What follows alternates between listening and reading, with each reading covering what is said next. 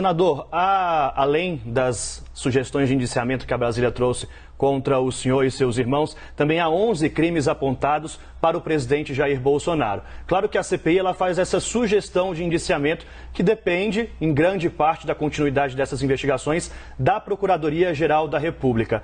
Qual a avaliação do senhor? O Procurador-Geral da República, Augusto Aras, deve dar seguimento ao que for votado no relatório final da CPI da pandemia, principalmente contra o presidente Jair Bolsonaro? Para eu te responder, como é no relatório, você pode só complementar para mim a informação? Quais são, pelo menos, alguns dessas 11 acusações que ele está querendo imputar ao presidente da República? A Brasília trouxe para a gente crime de epidemia com resultado de morte, prevaricação, crime de infração de medidas sanitárias, charlatanismo, emprego irregular de verba pública, incitação ao crime, falsificação de documento particular, genocídio de indígena, crime contra a humanidade, crime de responsabilidade e crime de homicídio comissivo. Meu Deus do céu, quanta baboseira ele colocou. Ele tem coragem de botar num relatório como esse. É óbvio que nada disso prospera. Primeiro que a CPI não tem nem a competência para investigar o presidente da República. Então, mais uma comprovação de que essa é uma peça política, e como o Renan é muito próximo ao Lula e ao PT, ele já tenta usar isso como instrumento para tentar desgastar o presidente Bolsonaro para 2022. Isso, para mim, só comprova uma coisa: o tamanho, a força que está o presidente Bolsonaro. Se ele estivesse fraco, como algumas pesquisas aí tentam fazer o povo crer, ele não seria alvo de tantos ataques, inclusive bizarros, né, e totalmente sem nexo nenhum, sem legalidade nenhuma como esse que o Renan pretende fazer.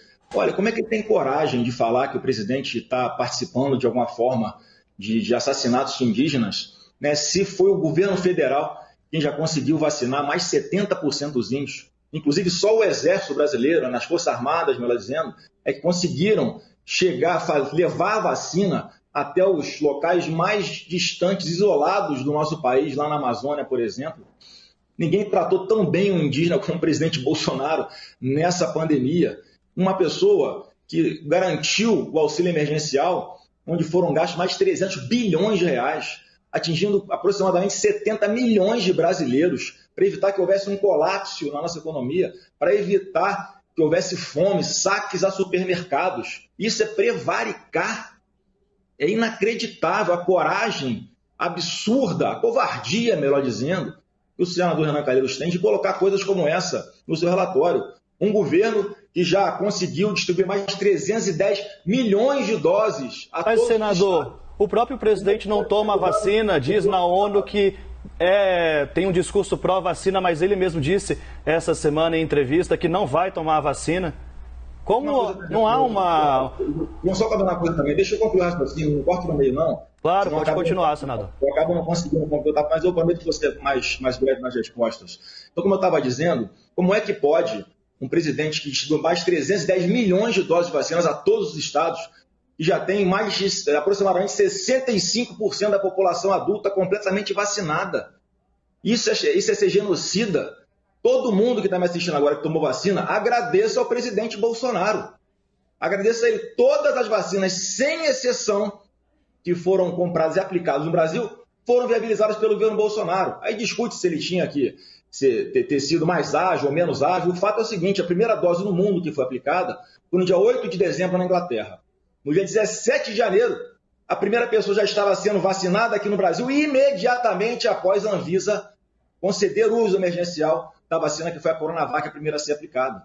Então não tem absolutamente nada que pare de pé contra o presidente Bolsonaro. Agora, o fato de ele não agora ter anunciado que não pretende se vacinar, ele pode ter falado isso nesse momento, porque ele está imunizado. Os anticorpos dele estão muito fortes, presentes. Então, o médico dele deve ter orientado dessa forma que ele, nesse momento, não precisa tomar vacina.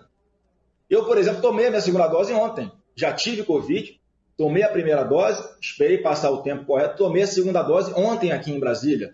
Então, como ele sempre falou, é uma liberdade de cada um toma se quiser.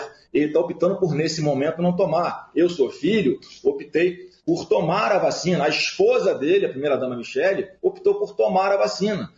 Então, quem dera se todos os brasileiros seguissem o exemplo do presidente da República. Porque, graças a Deus, não seguem. Sabe por quê? Porque, por exemplo, quando os exemplos são ruins, como o do presidente Lula, era para a população inteira ser cachaceira. E não é, porque não segue o exemplo dele. Era para a população inteira ser ladra, mas não é, porque não segue o exemplo do Lula. Então, nesse caso, o Bolsonaro, apesar de ele não dar o exemplo pessoa física de tomar, ele está garantindo a todos que queiram ser imunizados com a vacina, tenham ela à disposição.